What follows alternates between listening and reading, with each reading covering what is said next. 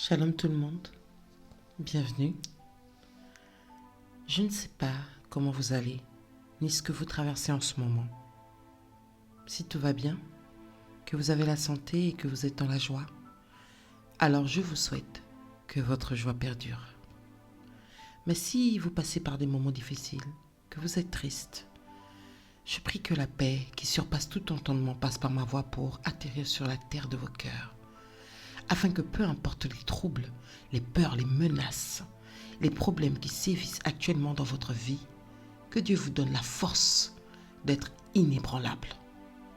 Que l'assurance soit votre bras fort pour tenir ferme face à l'adversité, car ainsi parle le Seigneur l'Éternel, le Saint d'Israël, dans Ésaïe 30, verset 15. C'est dans la tranquillité et le repos que sera votre salut. C'est dans le calme et la confiance que sera votre force. Au nom puissant de Jésus. Amen. Nous poursuivons notre podcast sur le thème « Les portes de nos vies ». Et la semaine dernière, nous avons parlé des oreilles.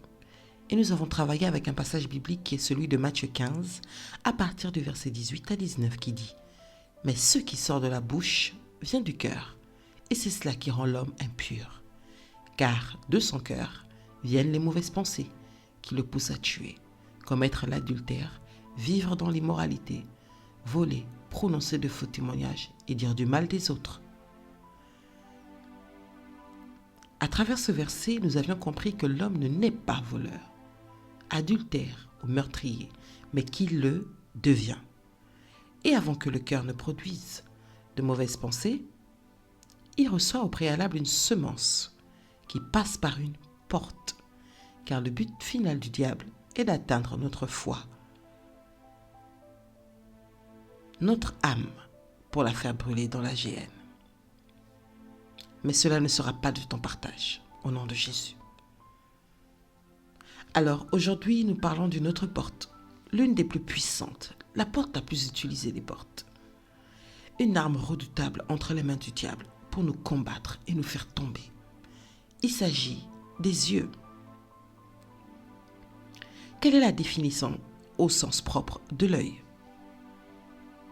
Il est dit que l'œil est l'organe principal du système visuel. Il capte les images qui recueillent l'information sur ce que nous regardons sous forme de lumière en les transformant en signal électrique vers le nerf optique. Ce signal est ensuite traduit par le cerveau au niveau du cortex visuel qui nous renvoie l'image, l'information traitée et permet ainsi l'interprétation de notre environnement. On comprend alors que Dieu a créé l'œil afin de percevoir, de voir, à travers la lumière. La terre était informée vide et il y avait des ténèbres. Dieu a dit que la lumière soit et la lumière fut. Donc sans la lumière, l'œil ne sert à rien. C'est pour ça que dans Matthieu 6, 22, il est écrit « L'œil est la lampe du corps. Si ton œil est en bon état, tout ton corps sera éclairé. Mais si ton œil est en mauvais état, tout ton corps sera dans les ténèbres. » L'état de l'œil ici est au sens figuré. Il parle de la perception des choses, afin que, étant transformés par le renouvellement de l'intelligence, nous discernions quelle est la volonté de Dieu, ce qui est bon, agréable et parfait, et ce qui ne l'est pas dans notre manière de voir et d'analyser les choses, selon la parole de Dieu.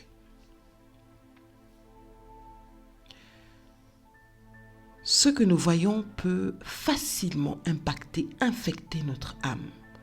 C'est par cette porte que le diable nous séduit, qui nous convoite, qui réussit à nous faire croire que nous sommes éclairés, que nous sommes sur le bon chemin, sur la bonne voie, alors que nous sommes dans les ténèbres, que nous fonçons tout droit vers notre chaos, notre perte, notre chute, pas à pas vers le feu éternel, surtout en ce siècle présent. Ce siècle où la séduction atteint son paroxysme. Le diable fait avec une si grande subtilité qu'il est difficile de voir qu'il est déjà entré dans nos cœurs, qu'il s'y est établi et qu'il est en train de produire du fruit. Il passe par la convoitise, l'envie, le désir de posséder, de réussir à tous les prix, Mais pour que ces désirs arrivent dans nos cœurs, le diable va d'abord vous présenter des tableaux. Écoutez, très souvent, il va passer par la réussite, le succès, les avoirs de votre prochain, de votre frère, votre sœur, d'un ami, d'une amie, ou même d'une personne lambda que vous ne connaissez pas. Mais ce qui est sûr, c'est que cette personne est dans votre domaine d'activité, votre sphère d'influence. Vous remarquerez l'intérêt que les gens manifestent autour de cette personne, l'accroissement de son activité, la rapidité avec laquelle il progresse. Il est beau, elle est belle, porte des vêtements de qualité, toujours dans des endroits luxueux. Il ou elle voyage avec sa famille en vacances. Il a des relations influentes. On l'invite partout. Sa voix porte. Il a de l'impact. C'est le GOAT, comme on dit.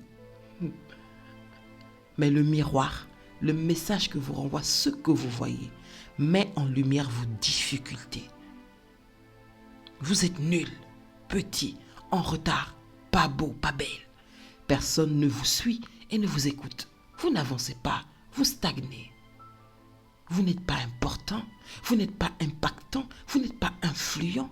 Le diable va susciter en vous de la jalousie, des complexes, de la honte, de la colère, de l'amertume. Oui, parce que votre chair est faible, vulnérable. Vous n'avez plus de force. Vous êtes KO face au succès de l'autre, au grand ministère de l'autre, aux followers de l'autre. Vos yeux sont touchés et vous dites « J'en ai marre ». Vous commencez à murmurer. J'arrête. Et pourtant, je suis la fille de celui à qui tout appartient. Je suis la fille du roi des rois. Il dit qu'il s'est fait pauvre pour que je sois riche. Mais pourquoi je ne réussis pas? Et c'est là que le diable fait son entrée. Mais est-ce que tu sais que je peux t'aider? Il te suffit juste de faire ci et de faire ça. Oui, mais je suis enfant de Dieu. Je ne me prosternerai pas devant toi. Je ne réunirai pas ma foi pour un plat de lentilles. Je ne me prosternerai pas devant toi pour un peu de gloire, pour un peu de vue, un peu de like, pour un peu d'argent, des choses qui passent. Il ne vous laissera pas. Il persévérera. Oh, mais Dieu a-t-il réellement dit que? Et c'est là où vous devez être fort. C'est là où nous devons être forts. Mais ce n'est pas toujours évident.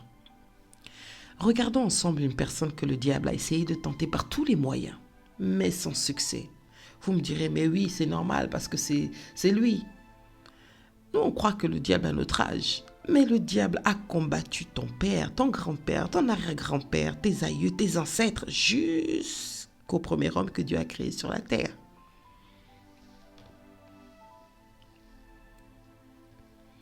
Nous sommes dans le livre de Luc 4, verset 1 jusqu'au verset 13, ou au livre de Matthieu 4, au verset 1 à 11. Nous sommes en Galilée et Jésus vient de se faire baptiser par Jean le Baptiste. C'est poussé par l'Esprit qui se dirige vers le désert. Il fait un jeûne de 40 jours, 40 nuits. Et là, Jésus devient faible dans son corps. Il est en manque de force. Il est dans le besoin. Il ressent, lui, une sensation désagréable. Son estomac crie, famine. Mais il a une mission, il a un but, il a le pouvoir et pourtant d'ordonner aux choses. Mais là, il n'a pas d'énergie. Jésus a faim. Sa chair est faible. Mais la force de son esprit est décuplée. Et c'est alors que Satan, le diable, fait son entrée, comme à son habitude. En lisant cette histoire, vous remarquerez, chers enfants de Dieu, chers serviteurs, vu que vous connaissez cette histoire, que le diable rentrera rarement en scène au début de votre ministère, de votre entreprise ou de votre mariage, ou au début même de votre foi. Il choisira toujours des moments cruciaux, le moment où vous passerez par le désert, car c'est à ce moment-là que votre corps, votre chair, votre esprit et votre âme seront vulnérables, exposés. C'est à ce moment-là que vous serez en manque et donc en quête. La tentation de Jésus se passe dans 3 dimensions. Et j'ai donné des noms, j'ai attribué des noms à ces 3 dimensions. La première, c'est le manque, le pain. Vu que Jésus a faim, le diable lui demande de transformer les pierres en pain. Mais Jésus lui rappelle qu'il est écrit que l'homme ne vivra pas de pain seulement, mais de toute parole que Dieu prononce. Le diable vous tentera quand vous serez dans le besoin. Il verra que vous cherchez, que vous recherchez quelque chose, que vous aspirez fortement à, que vous vous battez corps et âme pour réussir, mais que les fruits tardent à se montrer. Alors, il vous proposera la facilité.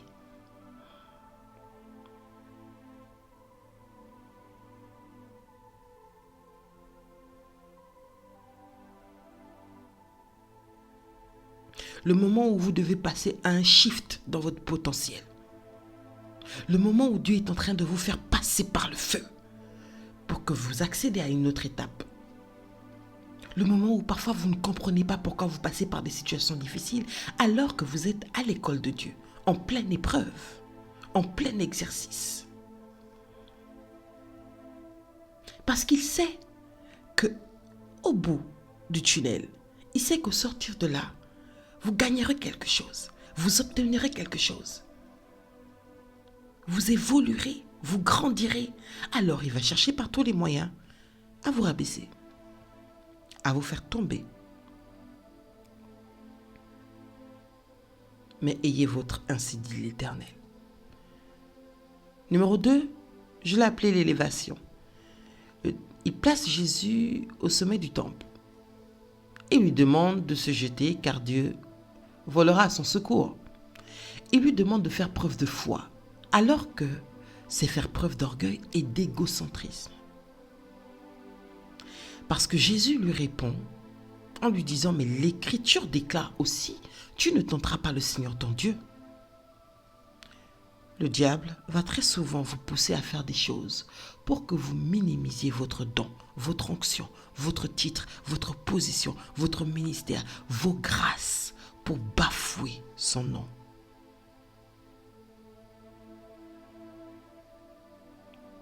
Pour que vous le crucifiez à nouveau.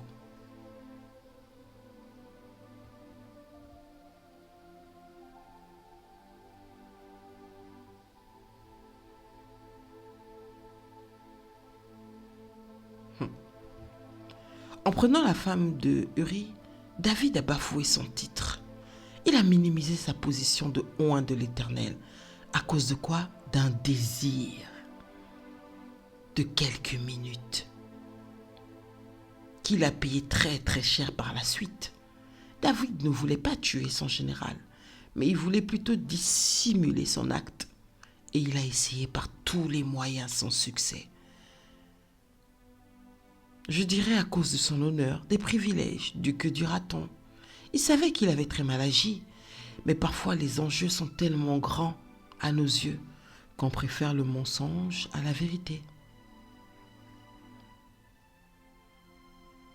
Qu'on préfère se cacher plutôt que de révéler. On veut forcer Dieu à agir selon nous, selon notre ego, notre orgueil. On pense qu'on ne peut plus nous corriger, qu'on ne peut plus nous recadrer. Parce qu'on n'a plus de garde-fou, parce qu'on a un certain titre. Non, ce n'est pas parce que tu es enfant de Dieu, que tu as atteint un certain niveau, que Dieu t'a fait grâce, que tu es atteint une certaine dimension, que tu peux faire n'importe quoi, sous prétexte que Dieu pardonne. Il pardonne en effet, mais il n'efface pas les conséquences de nos actes. Nous sommes sur la dispensation de la grâce, mais sachez que cette même grâce est trompeuse.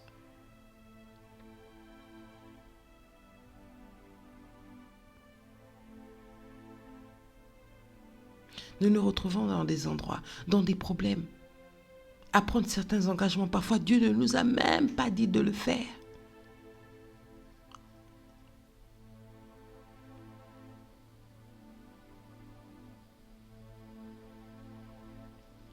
Numéro 3, je l'ai appelé la foi. Entre parenthèses, j'ai mis le temple. Alors le diable ne réussit pas ses premières tentatives. Il échoue lamentablement. Alors il sort le joker. Le diable lui fait voir tous les royaumes du monde et leur splendeur. Et lui dit, je te donnerai tout cela si tu te mets à genoux devant moi pour m'adorer. Alors Jésus lui dit, va-t'en Satan, va-t'en, car l'Écriture déclare, adore le Seigneur ton Dieu et ne rende culte qu'à lui seul.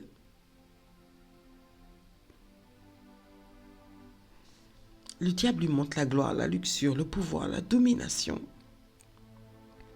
Il veut passer par ses yeux pour corrompre son cœur, atteindre sa foi afin que l'homme, le serviteur, l'enfant de Dieu, le berger, se serve du temple, du sacerdoce, de son nom pour attirer l'attention du peuple sur lui, au lieu de l'attirer vers Dieu.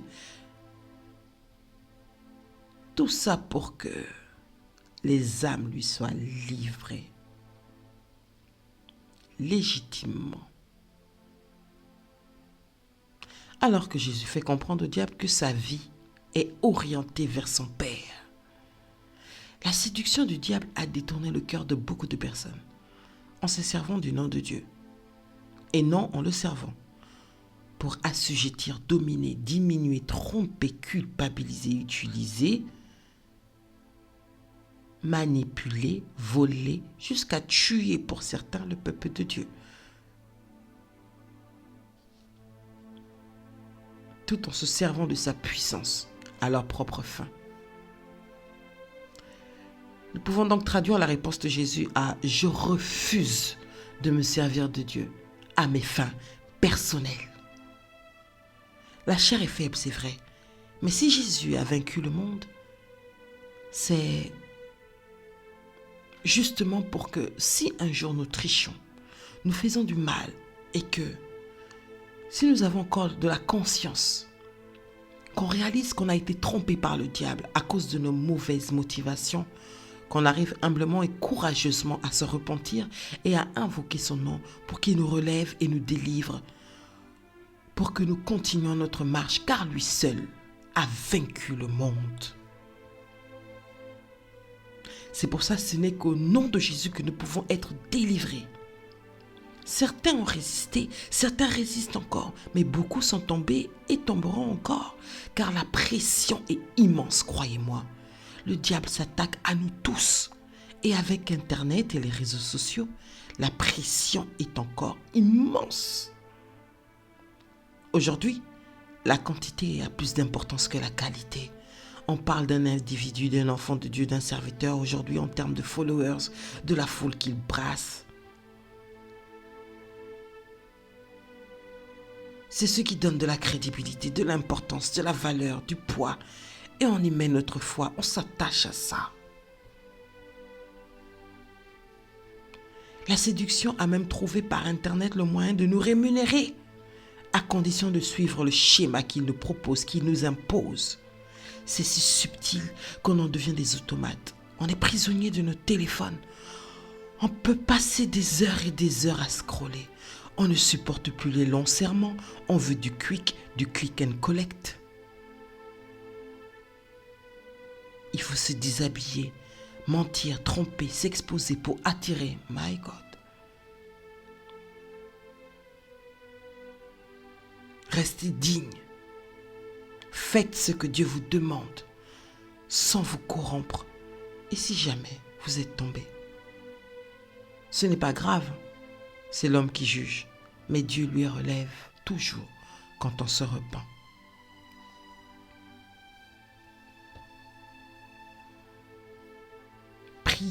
Priez pour ceux qui sont tombés.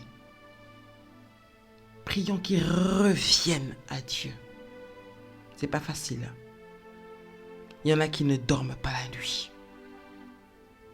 Parfois, lorsqu'ils se rendent compte qu'ils ont été trompés, c'est trop tard. Enfin, ils pensent que c'est trop tard. Ils savent qu'ils peuvent faire marche arrière. Ils savent que s'ils invoquent Dieu, sincèrement, qu'ils abandonnent leur voie, Dieu les délivrera. Mais lorsqu'ils se retournent, ils voient les enjeux. Mais que vont devenir mes enfants? Qu'est-ce qu'on va dire de moi? Je serai humilié, je perdrai mes avoirs.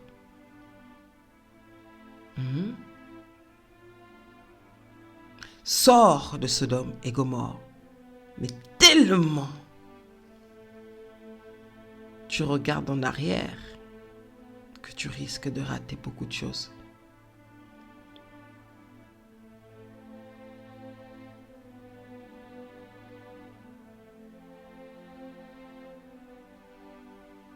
Choisissons de gagner le monde plutôt que le ciel. Et pour ça, on n'y arrivera pas sans le Saint-Esprit. Je m'arrête là. Je continue. Savez-vous que beaucoup de gens sont devenus criminels, violeurs, très méfiants, durs? Les gens, quand vous les observez, sont comme des gens sans émotion. Parce qu'ils ont vécu la guerre. Ils ont vu des gens se faire massacrer. Ils ont vu des choses horribles. Ils ont vu leur mère se faire battre, violer. Quelque chose de pas bien est entré en eux à cause de ce qu'ils ont vu dans leur enfance. Ils sont devenus ce qu'ils sont aujourd'hui. Des personnes vivant avec des traumas compliqués. Ça existe. Souvent, c'est des gens qui sont très difficiles à comprendre. Mais lorsque vous parlez avec ces personnes, vous vous rendez compte que si elles sont ce qu'elles sont, c'est à cause de ce qu'elles ont vécu.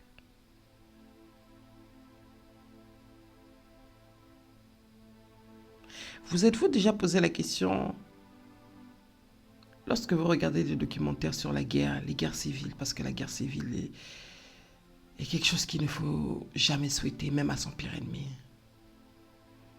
Les enfants à qui on donnait des fusils pour tuer les autres. Imaginez-vous ces enfants-là, 30 ans plus tard, s'ils ne rencontrent pas Jésus. Que deviendront ces personnes? Et même quand elles rencontrent Jésus,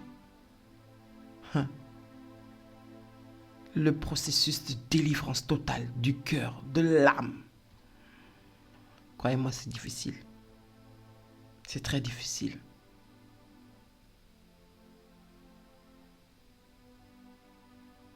Ces personnes restent avec des traumas gravés dans leur cœur à vie. Mais Dieu, dans sa grâce, dans son intelligence et sa sagesse inouïe, Dieu utilise souvent ces personnes très puissamment pour guérir les cœurs brisés, pour envoyer libre les opprimés et libérer les captifs. Il n'y a que Jésus-Christ qui sauve. C'est ça la folie de la croix. Nous les hommes, nous jugeons, nous pardonnons pas, mais Dieu pardonne.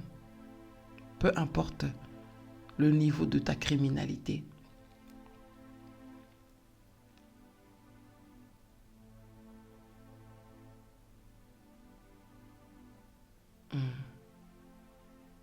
Dieu pardonne. Dieu pardonne. Tout ce dont il a besoin, c'est que nous revenons à lui sincèrement.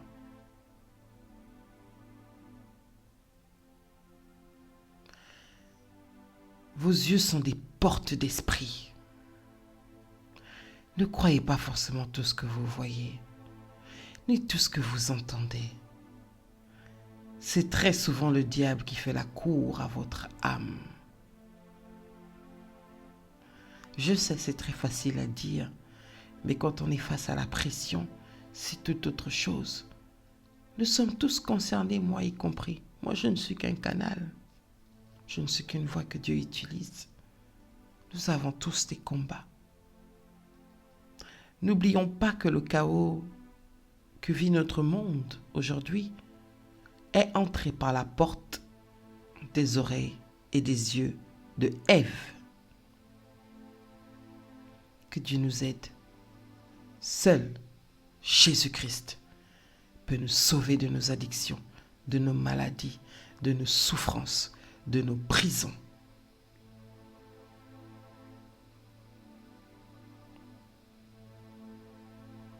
Avez-vous déjà rencontré une personne qui était homosexuelle, qui a rencontré Jésus? Regardez le changement radical. Regardez la transformation. Il n'y a que Dieu au moyen de son esprit qui peut faire ça. Quand la personne était dans cette chose abominable, la personne se comportait maintenant comme une femme parce qu'elle avait perdu toute sa force, toute sa vitalité, toute son énergie. Cette personne avait perdu son identité. Mais lorsqu'elle a rencontré Jésus, Dieu redonne tout. Dieu seul est capable de réécrire notre histoire. Lui seul est capable de transformer les cœurs. C'est lui qui a endurci et c'est lui qui incline. Que Dieu nous aide, qu'il nous aide tous à ne pas succomber à la tentation.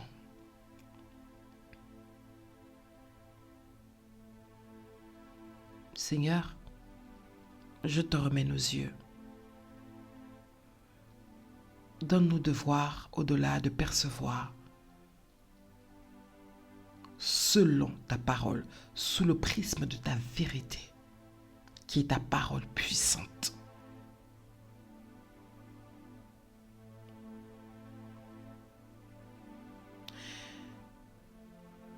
Oins nos yeux de ton collyre. Remplis nos yeux de ton eau, ta source d'eau intarissable, ton eau pure, afin que nous n'appelons pas le bien mal et le mal bien. Donne-nous, au-delà de ce qui brille, de voir ce qui s'y cache. Donne-nous, au-delà de ce qui paraît vrai, de ce qui est beau, de voir ce qui se trouve en profondeur.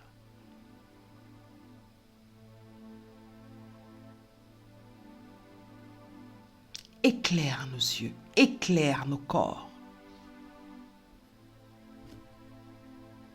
Seigneur, filtre notre vision. Filtre notre entendement. Dans ce siècle présent, où la séduction se retrouve dans tous les côtés. Seigneur, protège-nous. Protège-nous. Fais-nous grâce encore.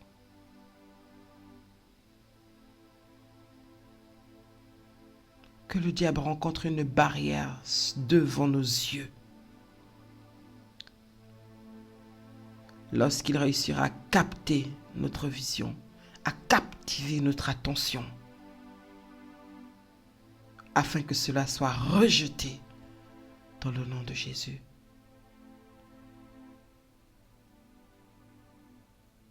Nous voulons lever nos yeux vers les montagnes, d'où nous vient le secours, et le secours nous vient de toi. Nous levons nos yeux vers la prière, vers la prière, vers la prière. Car la prière est pour nous, les enfants de Dieu, ce que l'oxygène est au poumon. C'est par elle que nous respirons, que notre cœur bat pour ta gloire.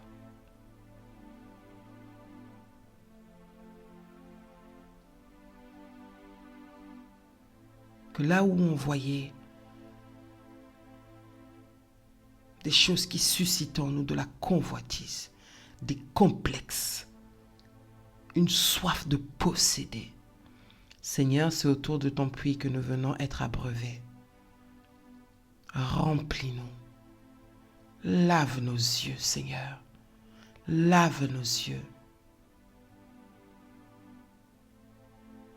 Et donne-nous de ne pas succomber à la tentation.